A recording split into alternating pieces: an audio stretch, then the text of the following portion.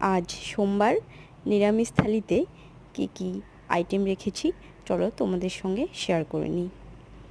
প্রথমেই দিয়ে দেব গোল গোল করে কেটে রাখা কাঁকরোল ভাজা। আমি কাঁকরোল ভাজা এইভাবেই রাখতে পছন্দ করি।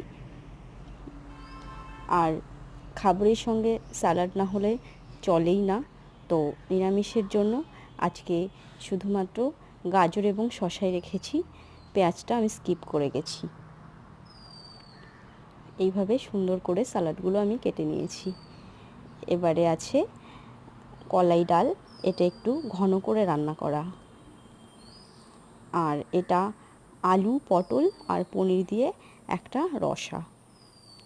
আর সঙ্গে আছে আমের চাটনি, এটা গুড় দিয়ে করেছি বলে একটু লাল লাল দেখতে হয়েছে, তাছাড়া আমি সাধারণত চিনি দিয়েই করে থাকি।